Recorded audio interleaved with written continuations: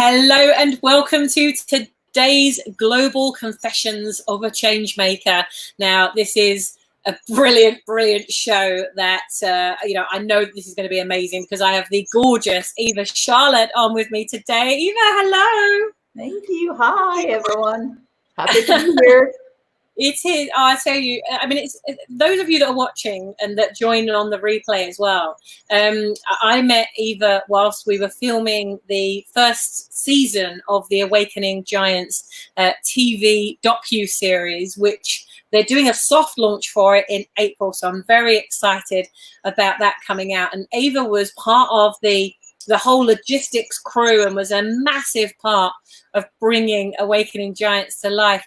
Eva, tell us a little bit about your journey and what attracted you to Awakening Giants in the first place, because it's a pretty intense project. Yeah, it is.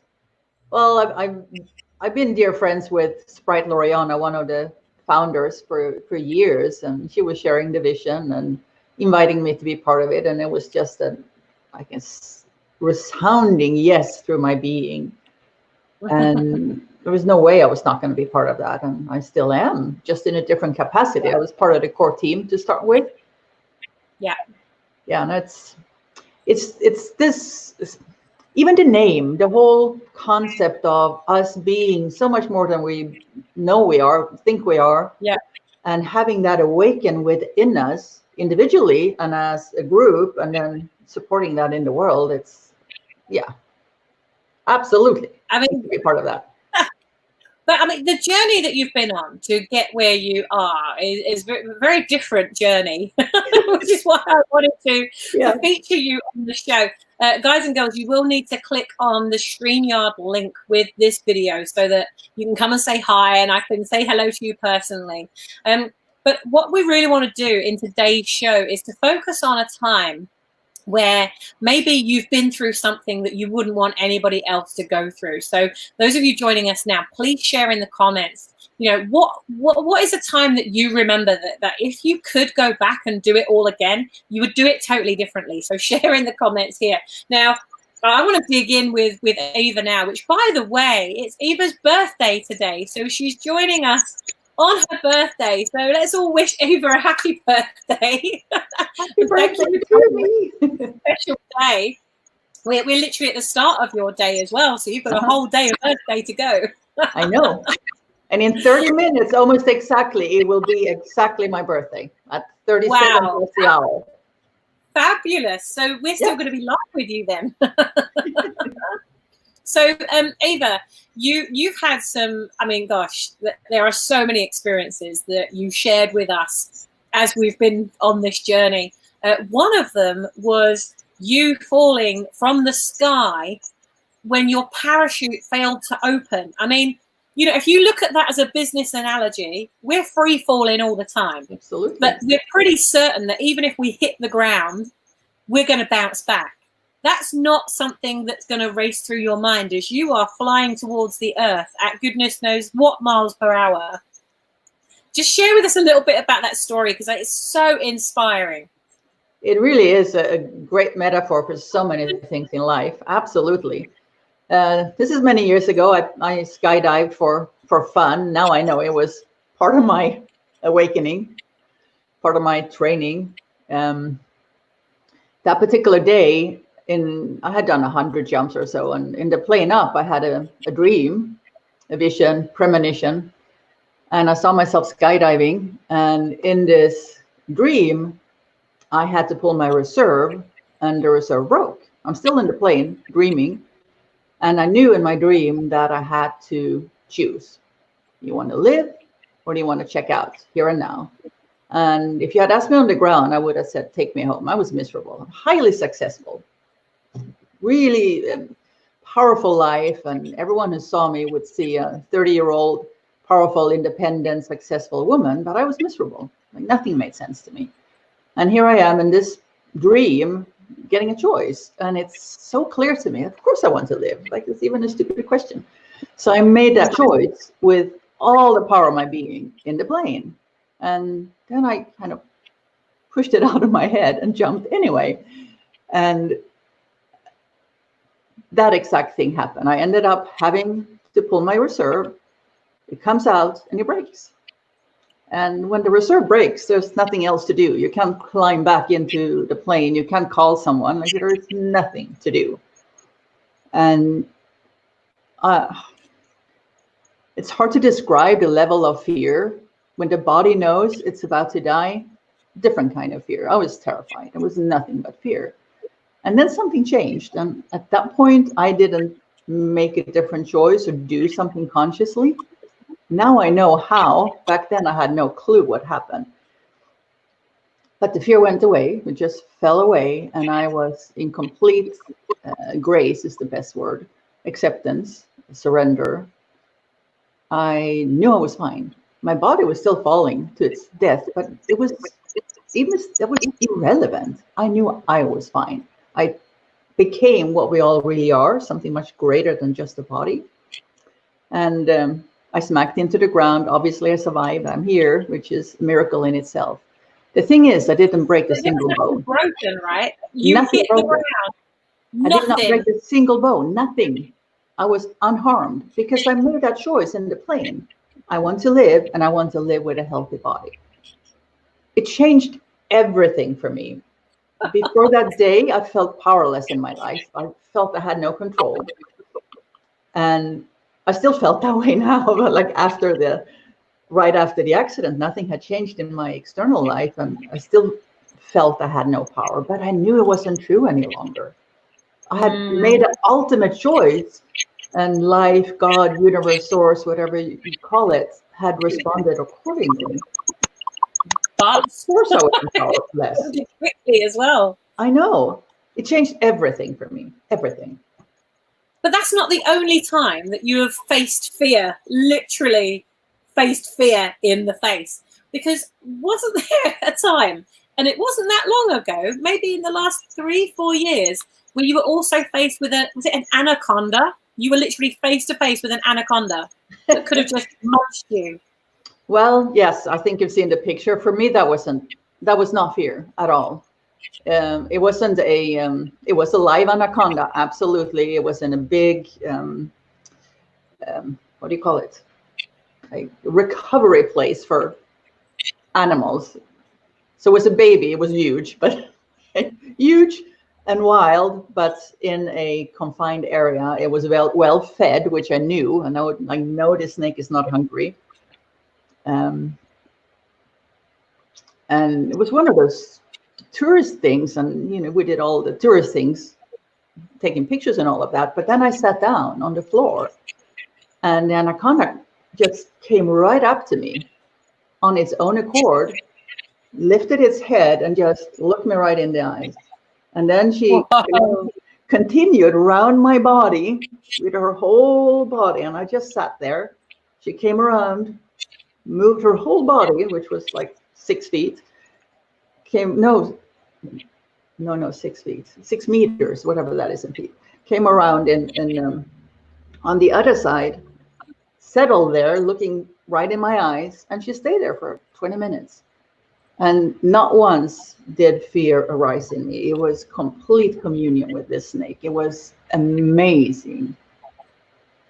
So for me, no, that wasn't a fearful moment. I've had many fearful moments. That was not one of them. I mean, if that wasn't one of them, I think, we've got some people that, as we had Simon, who was it? We had Simon Bennett, I think, was on last week, and he was talking about fear, and he just mentioned spiders, and there was this big thread that came in. It was like, spiders, all these people that hated spiders. I'm pretty sure the people that are watching now that don't like snakes are all going to have that same thing. But the fact that this anaconda literally wrapped itself around your body, stared you in the eyes, and you had this communion for 20 minutes, and then it went off again. I mean, that's pretty wild. Yeah. Well, for me, that really ties into the skydiving accident and what happened there. Back then, it happened. I know now that the virtual reality, the persona, the mind that we all think we are, Eva, she surrendered. She fell away, and I became consciousness, pure consciousness. Yeah. Now I know how to go there deliberately. So with with the anaconda, that's where I was. I wasn't in my head thinking about, oh my God, what can happen? And this snake can squeeze me to death. It can eat me. Like, there was none of that. I moved my conscious awareness, my attention from my rational thinking mind and sank into my body and my heart. And I just stayed there. And peace lives there. And because I was completely calm and in a peaceful place, there was nothing to push against for the snake. And it was what it naturally is, which is the same thing. And it wasn't hungry, so it didn't need me for food. And I knew that, which helped, obviously. There's no need to be stupid and step into a place where it's a dangerous snake, but I knew it was not hungry. I mean, isn't that true of business, though? Exactly. Isn't that true of business? You know, if you, again, bringing that back, it's, you know, wouldn't you feel so much calmer if you knew your business had been fed, right? If you knew these things were in place, you wouldn't feel so stressed. Or if there were like a natural danger, then you wouldn't feel so panicky about it. And of course, in business, and using a business analogy, if you don't feed that business, then it's going to bite you. It is going to bite you, because you need to be feeding your business all the time in whatever capacity. Well, the way I would apply that, though, is absolutely it would be easier if the business was fed, as you say, and we knew everything was fine. But that's not the world we live in. No, the world is it is a safe place from a certain perspective, but from a human perspective, it's not. And things are going to happen, and we have no control over them. We can do our very best and set everything in place and do our due diligence and be wise. But beyond that, it's really using what happened to me in the skydiving accident and what I now use consciously to really just sink into the knowing that all is well. And even when fear is arising and I might not have enough clients and how am I going to eat, or, you know, whatever is going on in my human life, there is a place in me that's always calm and at peace. And if I can go there, I don't create stress in my body, which keeps me healthy. I have a whole different level of clarity. I'm tapped into the field where all possibilities, opportunities, and answers live. So being able to just sink into that vast, expansive space is gold in business. Yeah. And in a personal life. Yeah. And you know, it's key. It's key to have that kind of certainty. Yeah. You know, so many people are craving certainty right now. And I think the best way of being completely certain is to go within rather than go within. Uncertainty. There is no certainty. Let it go. Yes. Now, let's talk about the 4 agreements, because Simon Ben, who's watching right now, he posted about the 4 agreements the other day, and I said, "Oh, we had dinner with him. Like, you know, one of our friends organized it." So you're talking to somebody who has been very, very close, shall we say, with the man himself of the 4 agreements. Eva, how did you even meet him? How did that even come about? Oh gosh, that's the story in itself. There's so many pieces to it, but a book had come my way called Beyond Fear, which is about his work. And I had this urge that I needed to go to the pyramids, which is part of the book, pyramids in Teotihuacan, Mexico. And I wanted to meet the man the book was about. And I went to his webpage, and he was nowhere. He was not doing any work at that time. So I just let that go. He wasn't available. There was no events, no speaking, nothing. And I'll let it go. And instead of there was many steps to this, but circumstances led me to decide I was going to do a round the world trip, me and my backpack, for a year alone. And my first stop was Teotihuacan, Mexico. And I'm in this hotel, and it's packed with people, and they're all part of a group. I'm the only one in the hotel that's not part of the group, and I'm sitting in the lounge, and this guy comes up and says, "Who are you, and why are you sitting here alone? And come join us." let me introduce you to our leader. And there he was. And this was not an open event. It was a closed circle for his apprentices. And he just literally took one look at me and he said, "You're now my apprentice." He didn't ask. And I said, "You are now my apprentice. You should come to Vegas."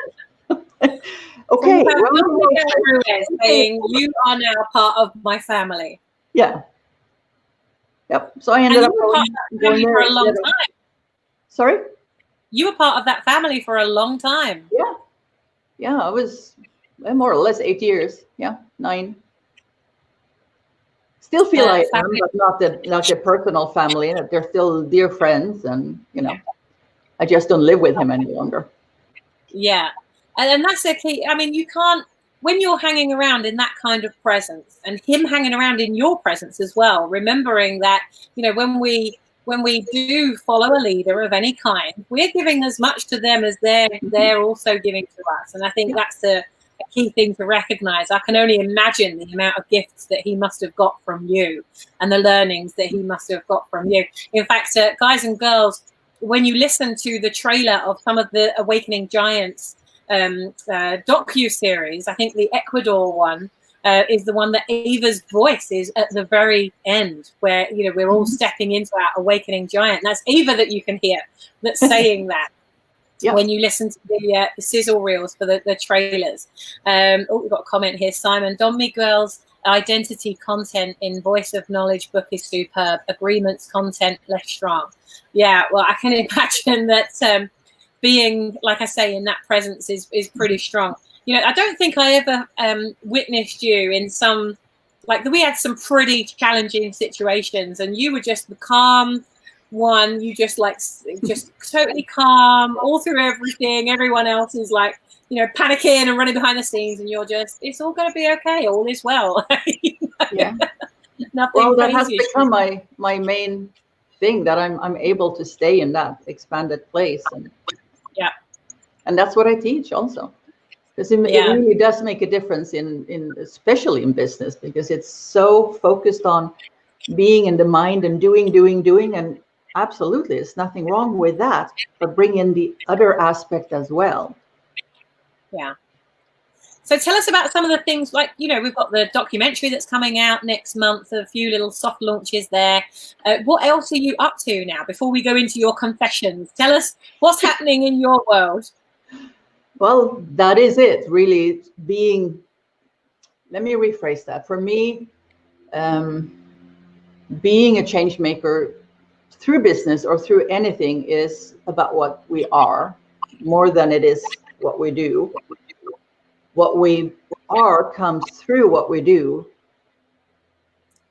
but it's the beingness that really makes a difference. And if you all remember how Mahatma Gandhi is saying, be the change you want to see in the world, that's what he's pointing to, that there's something about what we're doing in ourselves, being in ourselves, that really permeates everything. You can't really change anyone else. You can only change yourself and inspire others to change.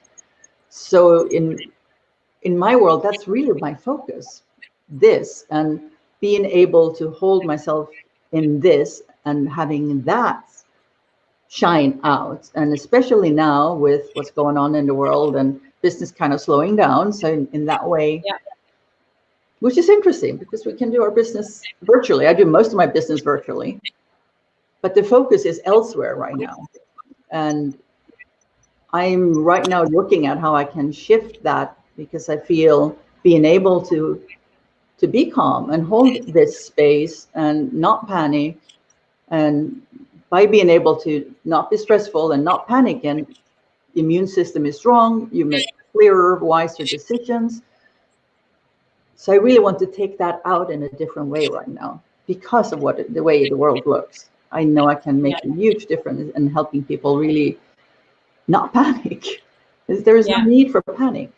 There really isn't. It's not helping us.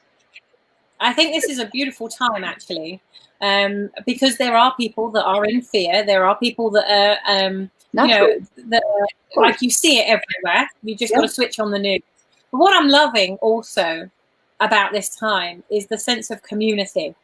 And I did a video into the How to Build a Brand group this morning, just with big boggly eyes, just to have a bit of fun, because, you know, if you create your own internal economy, if you focus on what you can do, focus on having fun, being in joy, being in complete gratitude, you know, disease and, you know, viruses and stuff, they can't attach themselves to a host that is in that kind of state, is in that kind of space. You know, if you're in a trauma space, absolutely, it's going, woohoo! Exactly. There's guys, let's go for it. You know, so I think, you know, the world clearly needs you to be stepping up and giving that message. And I think all this has done is what needed to be done anyway, is to speed up or accelerate the process at which people make themselves more available on a global scale. Because right now there are lots of business owners who are just dealing locally, who are going out of business, literally like every minute of every day right now. I would say there are, you know, millions of businesses that are either in trouble or struggling because of the way they've set their business up. So, you know, and we need high street stores. We need the local bakery. We need those people. So definitely, like, you know, continue to support those businesses. And if you are a coach, a consultant, a trainer, somebody that runs events, this is a brilliant way to accelerate how quickly you were going to take your business online anyway, because you were probably already moving in that direction. But this is accelerating how fast you do it. And Eva, I can't wait to see what you come up with, what happens for you from an online perspective. So let's tap into now your confession. So if you were to share with us something that you've been through in your business where you would never, ever, ever, ever, ever do it that way ever again, if you had the chance to do it all again, what would that confession be? Oh gosh, Sammy. Of course, we've all been there, and absolutely so have I. I just function differently. So for me, when you ask a question like that, it is when I attach to fear, when I'm believing what's going on outside of me to be more real than what's inside of me. When I get pulled by my external circumstances, for instance, not having clients for whatever reason, and thinking that is so true, and then starting to run around in that treadmill of thinking and feeling, and one fear leads to the next fear, and everything starts crumbling. And for sure I've done that, where I'm losing myself, literally, like what I really are, the vastness of my being, and becoming the little me instead of being the big I that we all are. Becoming the little me, and the little me is so limited, and her way of finding solutions and interpreting circumstances is very human. I'm saying that as if it's a curse. It's not. It's so beautiful, but it's limited, as opposed to this whole other space of consciousness where when I hold myself there, I get ideas that I would never be able to think with my rational mind. So I had a circumstance a couple of years ago where I got really, really sick with Lyme disease, and that completely knocked me out of my ability to hold myself in the big I, and I became the little me, and everything did fall apart. It really did. So do you think it would have been different if you'd have had Lyme disease and you were in that different headspace? Do you think it would have been totally different experience? Absolutely. I have no doubt at all. I see that all the time in my life when I become the little me, like I call it. All of a sudden things are not flowing, and something might be coming my way, and I'm like, there's this thing going on that's big opportunity, but I'm in my little me, and I'm fearful, and what if it doesn't happen or whatever, and then it kind of just passes me by, as opposed to when I'm open with no fear and accepting and allowing and not latching onto anything and not resisting anything, being in the big I, everything flows. And it might not look the way I plan it to, but it flows and it's amazing. And it just, everything is just abundant. Yeah. Do you think that, had you been in that, I mean, let's take a little step back on that, because something that I heard a speaker, Louise, actually, you're going to be hearing from Louise, guys and girls. She's going to be on the Changemaker show. Louise is the body whisperer. And I happened to catch like the last part of her presentation at this event that I popped into to support one of our Brand Builders Club members the other day on Sunday. And so, no, Saturday. So there I am. I walk into this event, and you know when you walk in and the perfect time is the perfect time. So I hear this message, and basically Louise Shaw, she's standing there from the stage, and she's talking about trauma. She's talking about, okay, like, so everybody put down your pens and paper. She took us into this visualization, and she says, so I want you to think about a pain in your body. Like, where is that pain? You know, how long has it been there? How long has it been niggling you? When did you first notice that this pain started? And she takes us through into this, like, where is this pain? And then she brings you out of it. And then she was describing on the screen, and she showed, so say, for example, you had, a common cold, but it just wouldn't go away. She said, so, and on the screen, she had this diagram, and she said, so maybe that starts here, and you have this cold for 2 weeks, and it still, it still won't go away. She said, well, like, look at that process, because what most people do is they go back to the 2 weeks and they say, what happened on that day when you first noticed that this was an issue? But she said, that's not where it starts. She said, you want to go back. She said, and the body is beautiful and the mind is beautiful in the way that it works, in that you don't go back the 2 weeks then, you go back 2 weeks before that. She said, because it's like equidistant, that period of time.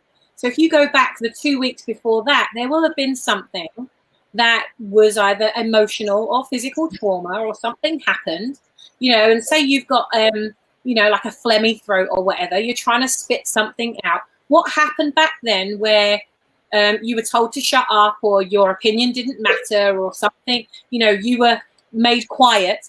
And then like a month later, here you are after 2 weeks having experienced this. She said, it's very fascinating looking at that.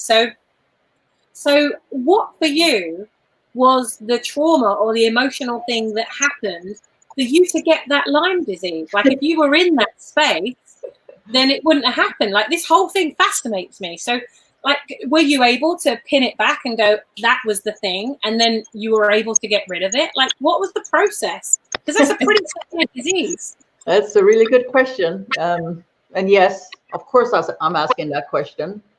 But up until that point, I had really never had any illness. I even survived a skydiving accident. And it was the same for me with health. I could feel something stirring in my body that was out of alignment, and I would say, no, I'm not going there. And I would bring in health. And all of a sudden I couldn't, which was really strange. Yeah. But yes, there was reason for that. Let's see how I can. So in my time with Miguel, he taught me through reflection. It was like a daily thing, like being in his presence, and he would reflect. If I came to him with any kind of drama, he would just say, I don't want it to have anything to do with it. For instance, the first time I came to him crying, he said, don't come to me with your stupid emotions. Wow. I know it can sound brutal, but everything he does comes from a place of immense love, and you felt it. Yeah, just there. So even something like that is delivered in this space of love. And I realized very early on that anything that came like that had nothing to do with him. He wasn't being mean. It has something to do with me. So I would ask myself, why am I getting this reflection? And over time, I got to see the difference between authentic, real emotions and thoughts, and the mind created self-drama, self-pity, self-glory, whatever it is. He would have nothing to do with that. But when it was authentic, he would completely embrace it. So I really got to know myself through that reflection, which is why I can hold myself in the authentic me. But there was an aspect of me that I didn't get to, for lack of better expression. I was doing it. I wasn't being it. I guess that's the way to say it. I was doing it by holding myself in that place. It was, in a sense, it was control. I held myself there, and it took a tremendous amount of energy. At times, especially when it was like the world, in my personal world, was, whoa, I could hold myself there, and people would see me as calm, centered, and happy. And I was. I wasn't aware, though, that I was using all this energy to stay there. So I wasn't being it, I was doing it. And with Lyme, but most of what's going on in us as humans are created in our minds. Like 90% of our thoughts, our emotions are mind created. They're not authentic emotions. We generate them by what we're thinking on, where we have our attention. And I knew that. And I was good at holding myself there.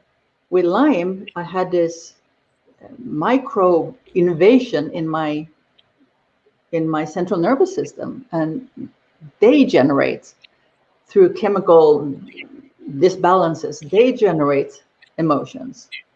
So all of a sudden I was having unfamiliar stuff going on in me. Instead of being the calm, centered, happy Eva, I became bitchy and angry, and I would cry for no reason, and I wasn't a nice person. Wow. It was freaking me out. What's going on? I bet, because I can't imagine you being that person at all. No. And people around me, they're, what's wrong with you? Like, and they didn't know either that I was sick. It was terrifying. I thought I was losing my mind, which I was, literally. And my life fell apart as a result of it, because I really wasn't very nice. Yeah. And even though there was a reason for it, and over time that became apparent that this is the result of an illness, people still don't want to be around it. It's just the truth of it. And I totally get it. Even though it was really hard at the time. Right. And I tried everything, all my tools, but all my tools came from doing. And then they didn't work. So it wasn't until I came to that place of literally the same place as in my skydiving accident. This is why it's so cool. I came to the same place of, there is nothing I can do. Yeah. There's nothing I can do here. It's not working. So how can I live with this? How can I just surrender and be with it? And when I came there, wow, things started to change. So that's actually the lesson here I'm hearing. Yeah. Is just surrender, just be with it. Well, yes, where it landed in it, I didn't do this overnight. It was a skydiving accident, again in replay, but in slow motion. Yeah. And over time, I then got to really realize what we know as spiritual truths. We hear it from all kinds of teachers. Just be with what is, accept what is, the power of now, and like all of that. But it's concepts. And to really, really be able to live there in acceptance of what is. Whatever is going on in this moment, there is such peace there and immense power. That's the power that I got access to in the skydiving that made me survive the whole thing. I chose that from that place of, and Lyme brought me to the same place. Little by little by little, like really, really sinking into, everything is okay. I have no fear of what's going on in the world now. It doesn't mean it's not dangerous. The world is dangerous. We're all going to die. But I don't have to go into panic mode. I understand that people are afraid, and I don't judge that at all. I just have the ability to not, like fear is arising. I hear all these things and my mind starts running, and I take a few breaths and I can feel my body going into, and all of that is okay. And I allow that in my being. Fear can be present in my being without me being afraid. I don't have to grab onto it and start running in panic. It's natural to be afraid right now. It's crazy. And at the same time, I'm not afraid. So I know how to just be with what is. Everything is. I think that what you just said then was perfect. Fear can be present without you being afraid. Mm-hmm. You know, I know when you said, well, it was something that happened gradually, and then like over a period of time, you had that realization. When you're falling from a plane, you ain't got time to have that realization. Like, you're making a deal with a higher power in seconds. I should imagine it felt like it was a lifetime, but you hit the ground, you literally walk away from that without a bone or anything at all, right? You walk away from that major shift, I would say. But I guess where I'm going with this is, if that's the key to this, is to just be with it. If that is the key to all of this, then why do we need to get to that point? Why do we need for it to slowly chip away at us? Why do we need to get to that precipice as such, where, shit's hitting the fan, everything's, fucked up, we've now got to make a decision. Why can't we just make that decision right now in this moment that everything is going to be exactly as it's meant to be, and that we can just release into it, we can just feel into it, that we can be completely present. There are people maybe watching this now. Philippa Bennett, I know Philippa was made redundant, so her job ended last month, I think it was, or just the end of the month before that. And she literally has 3 months to get her business up and running, or she's going to run out of money. And that's a very real experience. And if she steps into the fear and doesn't just go with, okay, trust the process, trust the resources that you've got around you and the people you've got around you, we're packing your parachute, we've got your back, all is well. If you can step into that place and really be with the business, then you don't get into that doing mode. And the things that you're doing are then as a part of you being.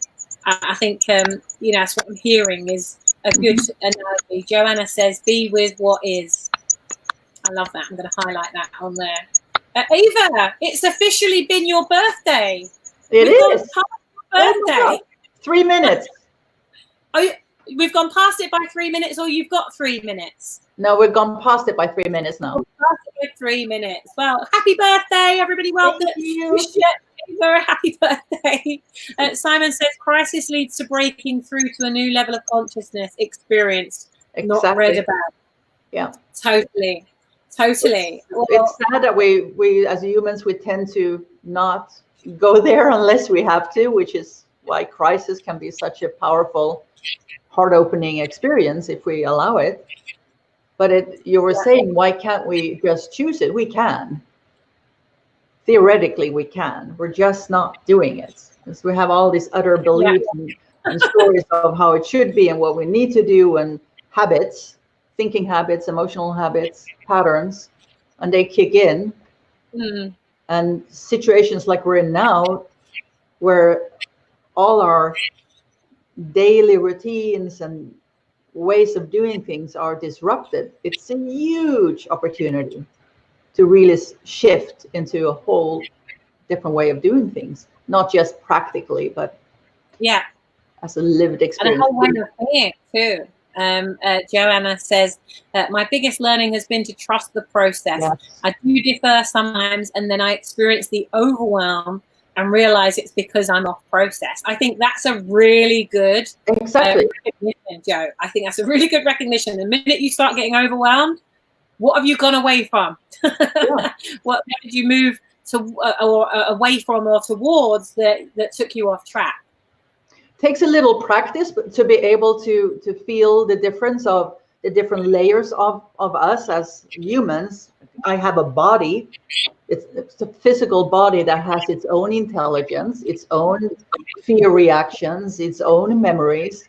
I have an emotional body, I have a mental body, and I am consciousness. Yeah.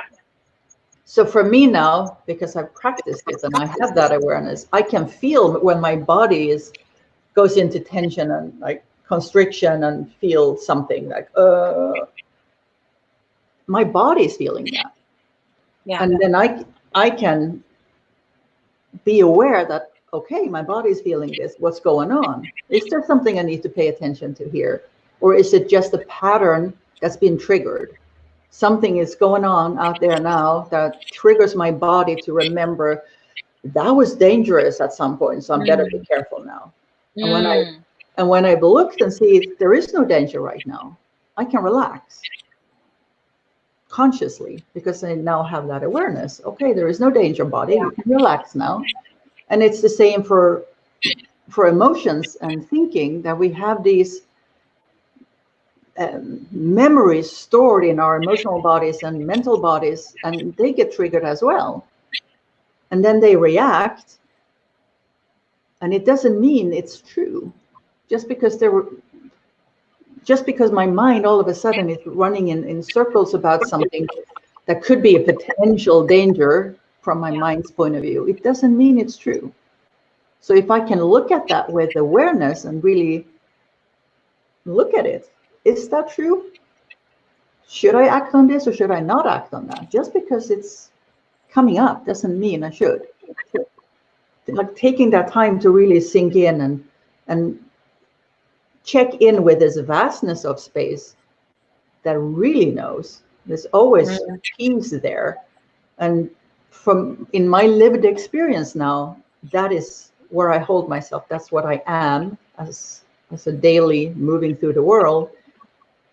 And whatever is happening in my body, my mind, or my emotions comes up in that field. And I look at that, and then I make a choice. Just because it's coming up doesn't make it something I have to do. Yeah. Do you have some kind of practice that you do? Is it like a daily practice or a weekly practice? How do you keep yourself on track so you're constantly in that consciousness flow? Obviously, that's been a long journey for me. Because that's the space you were getting us giants into while we were filming. You know, Eva was constantly there. She had the most amazing like lotions and potions and things that we were all getting, and to keep us in complete alignment with where we're meant to be. It's really quite simple though, Sammy. It doesn't have to be complicated at all. It takes practice. It takes willingness to do it. I would say it's moving. Most of us, we live. Oh gosh, I get this image of us as, you know, in the movies they have this big robots and a little human is sitting in the head, moving. And it's kind of like that. So if you think of your human self as an avatar, that you as a soul is maneuvering through this world, most of us were sitting in the head and maneuvering this being.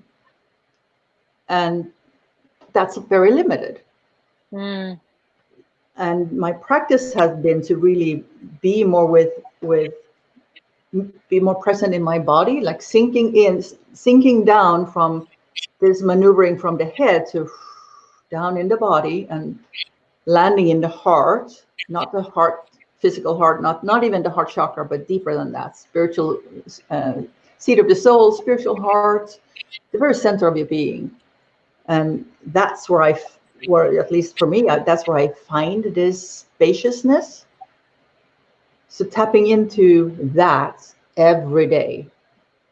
If you want to give it 5 minutes, if you want to give it 30 minutes, tap into it 2 minutes every hour. But tapping into that, tapping into the space around you, tapping into the vibration of life itself, and just remembering that is present all the time. And peace is there, and joy is there, and clarity is there, and inspiration is there, and every problem has its own solution, and the solution lives there. It doesn't live in your head. lives in that vastness. And it's available right now for everyone, all the time. But we don't go there. We just don't go there. Yeah. And it's really that simple. Just go there. Take the time, the space to just tap into that. And we all have been offered an opportunity to do something we don't normally do. We have the time now. Yeah. Try it out. Just try it out. I find for myself when I go there, even if my body is really agitated about something, like out driving or something's going on and my body has gone into that, all I need to do is go there and everything releases. The tension, my shoulders come down, the jaws release, I breathe differently, the mind clears up, and it's that simple. Doesn't mean it's easy, it takes practice. Because the mind wants us to stay here. It's a sort of meditation, but you can do it walking. You don't have to, it doesn't have to be with potions and candles and incense, and it doesn't have to be like that at all. It's so simple. Yeah. It's a fabulous process. Thank you, Eva, for sharing that with us. And thank you for the time that you've given us on your birthday today. Of course. To share these beautiful treasures with us of your life that you've experienced. And what I really love about every day when we go live, there's so much different treasure in each and every person, and you really do have that gift. And the world deserves to have you in it, Eva. We need you. We all need each other, and it's nothing else that the times are telling us that we're in this together. Yes. Well, look out for Eva, because obviously Awakening Giants is coming out very soon. Eva, how can, if people want to connect with you, how can they connect with you and have further conversations or get access to the tools that you're just about to create for online? Well, I already have them. I'm just putting them out differently. So we'll see. Yeah. Well, I have a website, social media, emails. I'll just put all of that in below this link in the group. Okay. Does that work? Yeah. Okay. Yeah. So if you tell me what is your website, and I'll put it as a banner. EvaCharlotte.com. Oh, that's so difficult to remember. So EvaCharlotte.com. And all my social media are Eva Charlotte, RIL, for Rise in Love. Okay, fabulous. Okay. All right, well, guys and girls, we've come to the end of this fabulous interview. Eva, go and enjoy your birthday and make it another one to remember. Celebrations.